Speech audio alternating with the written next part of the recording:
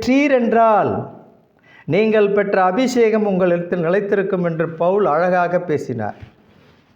அது யாரும் போதிக்க வேண்டியது அவசியம் இல்லை. அது உங்களை நடத்தும், உங்களுக்கு அது போதிக்கும். ஆனால் ஒருவன் போதித்து தான் இதை எடுக்க வேண்டும் என்ற எண்ணம் இல்லை. ஒருவேளை அது சரியான போதனையாக இருந்தால் அதற்கு ஆமேன் என்று சொல்லும், அது எதிர்த்து நிற்காது. பரிசுத்த ஆவியினுடைய அபிஷேகம், அதாவது பரிசுத்தருடைய ஆவி இவர்கள் மேல் அமரும் பொழுது இவர்கள் பரிசுத்த ஆவியினாலே அபிஷேகம் பண்ணப்படுகிறார்கள். கவனிங்கள், மனம் திரும்பி நீங்கள் பாவ மன்னிப்புக்கென்று கர்த்தராகிய இயேசு கிறிஸ்துவின் நாமத்தினாலே ஞானஸ்நானம் பண்ணப்படும் பொழுது பரிசுத்த ஆவியினுடைய வரத்தை பெறுவீர்கள். அது உங்களுக்கும் உங்கள் பிள்ளைக்கும் கர்த்தர் வரவழைக்கிற தூரத்தில் உள்ள யாவருக்கும். என்ன அர்த்தம்?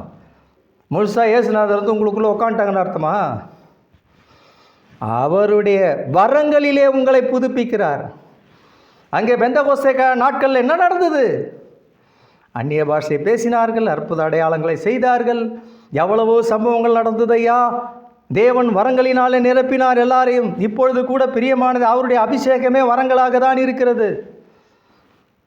போதனையை ஏற்றுக்கொள்ளுவதற்கு வரம்தான், செய்தியை பிடிப்பதற்கும் வரம்தான், வேதத்தை இணைப்பதற்கும் வரம்தான், எல்லாவற்றுக்கும் வரம்தான்.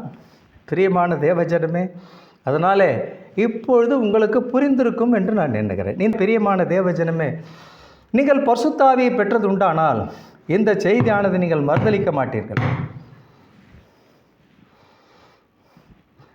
ஏனையா அப்படி சொல்லுகிறீர்? ஏனென்றால் இது வார்த்தையோட வார்த்தை பொருந்தும்.